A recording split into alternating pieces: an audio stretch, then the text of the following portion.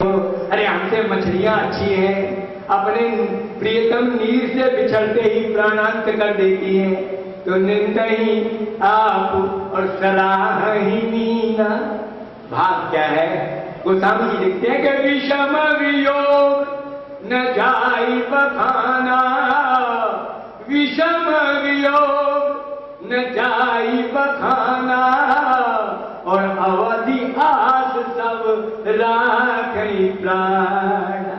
14 वर्ष की अवधि की एक आशा लगी हुई है कि 14 वर्ष को प्रांत प्रभु के पुनः दर्शन होंगे, प्रभु के चरणार बिंदु के दर्शन होंगे, मुखार बिंदु के दर्शन होंगे। भगवान के उस आशा में अवधि आस सब राखई प्राण, यानी प्राण को रख रहे हैं। ध्यान दीजिए, राखई प्राणा माने जैसे प्राण बिल्कुल निकलना चाहते हैं, जबरिया रोक रहे हैं प्राणों को।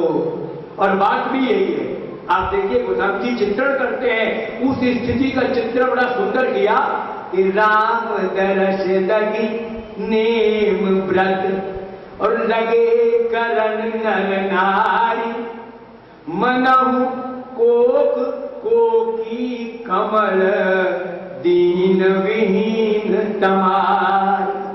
गोस्वामी जी कहते हैं कि राम दरस हित नेम व्रत, राम जी के दर्शनों की उम्मीद लगा करके 14 वर्षों के पश्चात हमें राम सरकार श्री राम के अपने प्रेमास्पद के, अपने प्रभु के, अपने इष्ट के, अपने भगवान के दर्शन होंगे। इस भाव में बंधकर सारे अवधवासी नेम व्रत, तरह तरह के नियम और व्रत ले रहे हैं। कोई कहता है मैं एक समय अन्न खाऊंगा, कोई कहता है मैं केवल फल खाऊंगा, कोई कहता है केवल मैं दूध ही पीऊंगा। मतलब इस प्रकार से जिसकी जितनी क्षमता, पात्रता और योग्यता है उसके अनुसार वो प्रभु के उन 14 वर्ष की अवधि तक के लिए अपने अपने नियम और व्रत करते हैं। तो राम दरस लगिने व्रत लगे करन नर नार, स्त्रियां और पुरुष सब कर रहे हैं। लेकिन गोस्वामी जी कहते हैं उनकी स्थिति क्या है?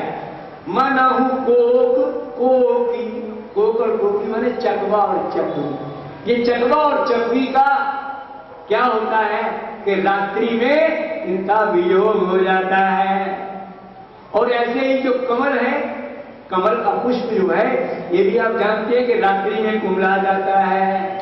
तो ये 3 उपाधि को समझिए, मनहु कोक कोकी कमल दीन, ये बड़े दीन दुखियारे हैं, विहीन बिना समार माने सूर्य के बिना, सूर्य भगवान के बिना चकवा चकवी परेशान है, कमल भी कुमला रहा है। राघवेंद्र सरकार होती सूर्य के चले जाने से ये सब लोग इस प्रकार दुखी हैं। देखिए उपमा में 3 बातें दी गई। चकवा और चकवी कहने का अभिप्राय क्या है? जो गृहस्थ परिवार थे अयोध्या में उनकी उपमा चकवा और चकवी से दे दी गई। और जो कमलवत, आप समझते हैं जो संत है, जो विरक्त है, वो कमलवत है। कमल जिस तालाब में उत्पन्न होता है उसकी ओर तो देखता भी नहीं, वो अपनी लौ जो है परमात्मा रूपी सूर्य नारायण से लगा के रखता है। तो जिस परिवार में, जिस सदगृहस्थ में संत उत्पन्न होता है उससे उसका कनेक्शन कट जाता है, वह अपना कनेक्शन केवल परमात्मा से जोड़ लेता है। तो देखिए कमल की उपमा इसीलिए दी जाती है, महान पुरुषों के चरणार विंद, मुखार विंद, पदार विंद। क्यों कि कमल की बड़ी विशेषताएं हैं, इसमें बड़ी कोमलता है, बड़ी स्निग्धता है, बड़ी सुगंधी है, बड़ा रस है, रसीलापन है। ये सब बातें कमल की विशेषताएं हैं। इसलिए भगवान के और महान पुरुषों के, संतों की उपमाएं हमेशा कमल से दी जाती हैं। तो यार गोस्वामी जी कहते हैं अवधवासी भी जो बिल्कुल विरक्त संत हैं वो कमल की तरह है, और जो भैया ग्रस्त है वो चकवा और चकवी की तरह है। लेकिन सूर्य नारायण के उपस्थिति में सभी दुखी हैं। अब आप बताइए ये क्या जी रहे हैं? मतलब ये मरणासन्न है, ये अपने प्राणों को जबरदस्ती अवधि आस सब राखहि प्राणा, ये प्राणों को रख रहे हैं लेकिन प्राण मानो निकल जाना चाहते हैं, ऐसी इनकी स्थिति बनी हुई है। अब देखिए ये जो दोहा मैंने आपको सुनाया, इस दोहे के साथ बिल्कुल मिलता जुलता है दोहा दूसरा, अब वो भी अवध कांड में है। ध्यान दे जरा, बड़ा रहस्य है इसलिए मैं आपके सामने प्रतिपादित कर रहा हूं। ये दोहा किस समय लिखा? जिस समय भगवान राम अयोध्या वासियों को छोड़कर चले गए, उस समय की ये स्थिति थी। अब भरत जी महाराज सारे अवध समाज को लेके गए और चित्रकूट से लौट के आए। अब जब लौट के आ गए और महाराज जी की जो चरण पादुकाएं थी वो सिंहासन पर पधरा दी गई। महाराज भरत जी ने भी अपने नंदी ग्राम में स्थान बना लिया। तो उस समय भी अवधवासियों की स्थिति का चित्रण गोस्वामी जी कर रहे हैं। बस ये अवध कांड का एंड है, जहां समापन हो रहा है, जहां भरत जी महाराज के साथ आए हैं।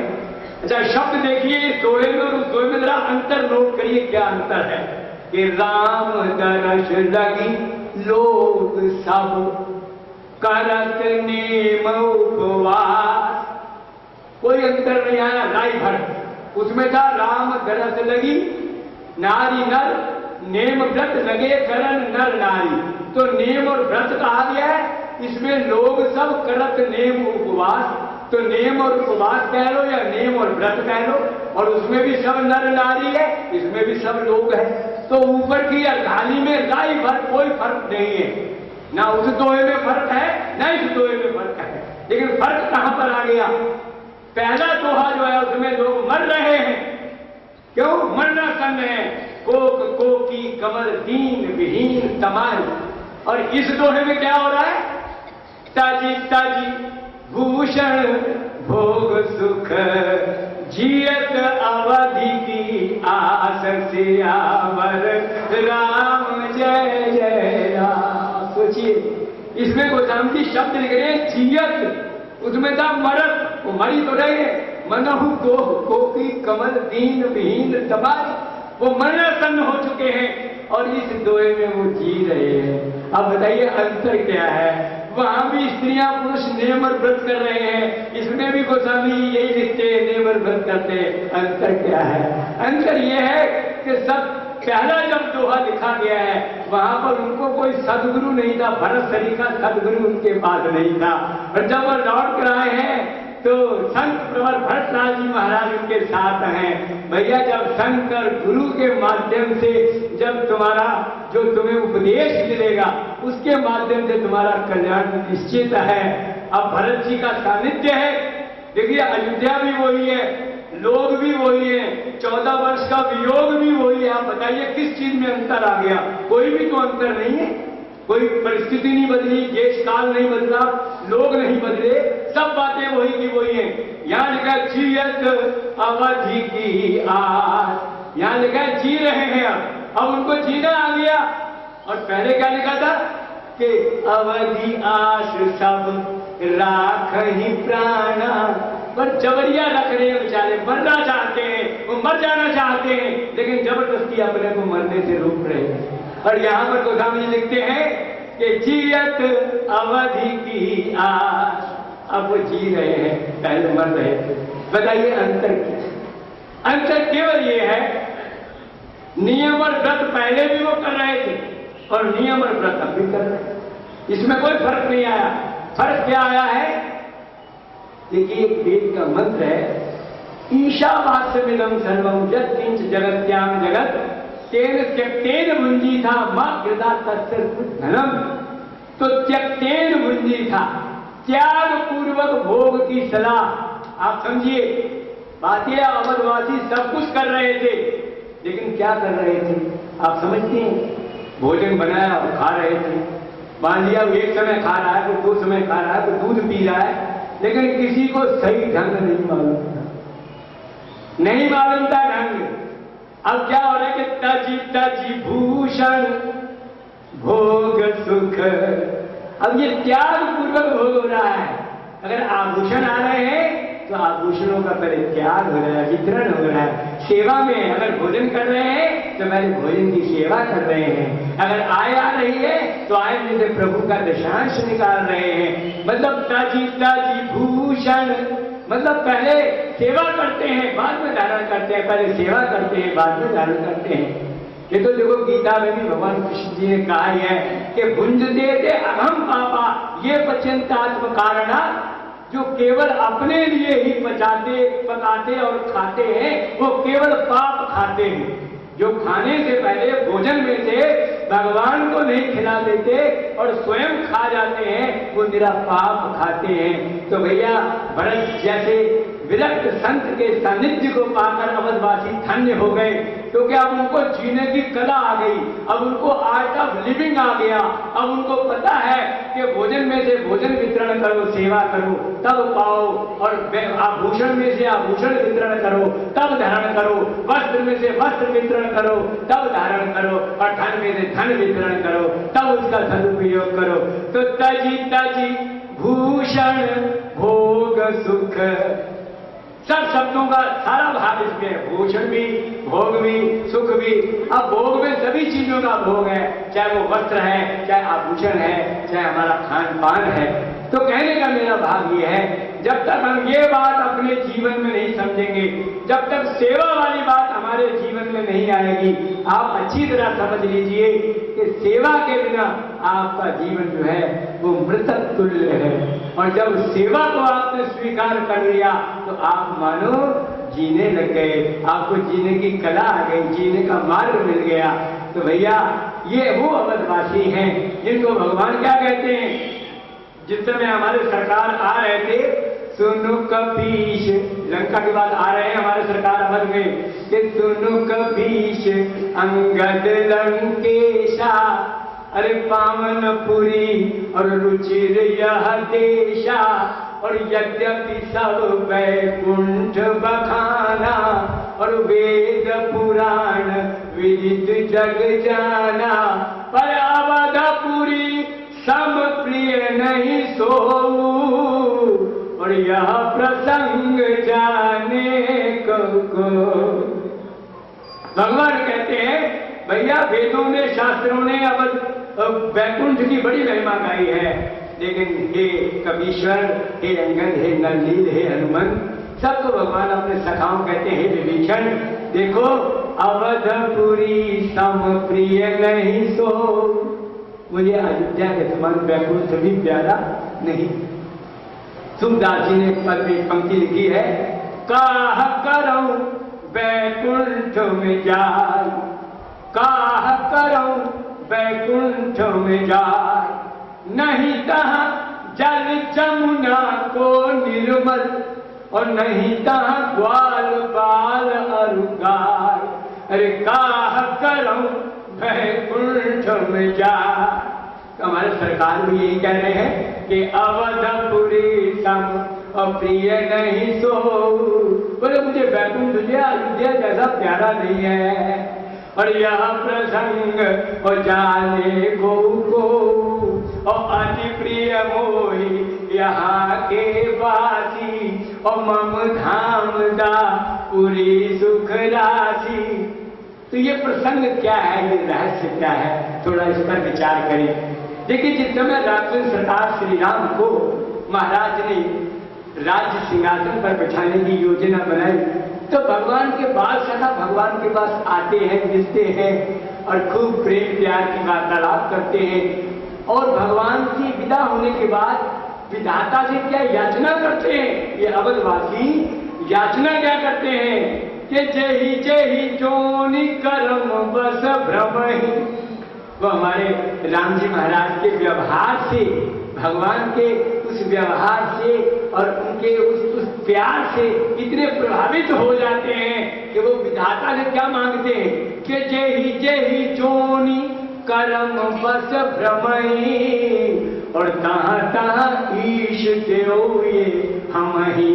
क्या मांगते हैं कि सेवक हम स्वामी सिय नाहु, और होई नाथ यही और निबाहु। बोले हम चाहते हैं कि हमें अपने कर्मों के अनुसार कोई भी योनि मिल जाए, 84 लाख योनियों में भटकने में हमें कोई इनकार नहीं है, पर एक बात चाहते हैं कि हम जिस योनि में भी हों, राम जी हमारे स्वामी हों और हम उनके सेवक हों। हे प्रभु, हे विधाता, हे ब्रह्मा जी, हमारे ऊपर इतनी कृपा कर देना। आप सोचिए हमारे प्रभु का कितना सुमधुर व्यवहार है, कितना सुमधुर प्यार है, और कितना उनका शिष्टाचार है, किस प्रकार बिके हुए हैं सब अवधवासी हमारे भगवान राघवेंद्र की शरणागति पर। वो चाहते हैं कि यही हमारे स्वामी बने, हम ही इनके शरणारविंद में रहें। देखिए ठीक इसी भाव को भक्तराज रसखान ने, क्या बताएं, रस खान माने रस की खान है तो मुसलमान लेकिन रस की खान है। क्या कहते हैं, उन्होंने ठीक इसी भाव की अभिव्यक्ति अपने एक पद में की है। बिल्कुल यही भाव है जो अवधवासियों का भाव है। क्या कहते हैं वो, मानुष हो तो वही रस खान, बसऊं ब्रिज गोकुल गांव के ग्वाल। ध्यान दीजिए, कर रहा हो तो वो याचना तो ये भी कर सकते थे कि मुझे दुनिया के सबसे बड़ी अमीर नगरी का राजा बना दो, ये भी तो वो कह सकते थे। लेकिन उनकी याचना क्या है कि मानुष हो तो वही रस खान, बसऊं ब्रिज गोकुल गांव के ग्वालन। जो ब्रिज भूमि के गांव के ग्वाले हैं, अब बताइए जो ग्वाले हैं जिन्होंने गैया चरानी है, कौन सी उनके पास कोई धन वैभव संपत्ति या कोई योग्यता या कोई उनकी पढ़ाई लिखाई है। वो कहते हैं मुझे उसमें बड़ा रस लगेगा, बड़ा रस प्राप्त होगा। हे प्रभु, अगर मुझे मानुष तन मिले तो, देखिए उनकी ये भी कोई जरूरी नहीं कि मुझे मनुष्य का तन मिले। ठीक वही भाव है जैसे हमारे अवधवासी कह रहे हैं कि जही जही जोनी करम बस भ्रम ही, और तहाँ तहाँ ईश देव ये हम ही। तो इसी प्रकार रसखान जी क्या कहते हैं कि मानुष हूं तो, अगर मुझे मनुष्य का शरीर प्रभु मिला तो मेरी ये प्रार्थना है कि मुझे ब्रिज भूमि के किसी गांव का ग्वाला बना देना। मूल में क्या भाव है, मूल में ये भाव है कि हमारे सरकार ग्वाला बन के ब्रिज भूमि में गैया चराएंगे। अब जब हम भी वैसे ही ग्वाले बन जाएंगे तो फिर हमारी भगवान का सानिध्य हमको प्राप्त होता रहेगा। मतलब भक्त तो येन केन प्रकारन अपने प्रभु के सानिध्य को चाहता है। वो कहते हैं मुझे कुछ भी परिस्थिति झेलनी पड़े, कोई भी मेरी स्थिति हो, कुछ भी हो, लेकिन मुझे अपने प्रभु का सानिध्य मिलना चाहिए। तो मानुष हो तो वही रस खान। आप बताइए क्या मांगने में देर लगती है या भगवान के देने में देर लगती है? अगर वो कहते मुझे अमेरिका का राष्ट्रपति बना दो तो क्या भगवान को बनाने में देर लगती? आप बताओ। लेकिन वो कुछ नहीं बनना चाहते कि मानुष तो वही रस खान, बसऊं ब्रिज गोकुल गांव के ग्वाल। जो पशु हो, देखिए जैसे उन्होंने कहा था कि जय जय जोनी, ये भी मानते हैं, कहते प्रभु अगर मेरे कर्मानुसार अगर मुझे पशु योनि ही मिलनी है तो मुझे सहर्ष स्वीकार है।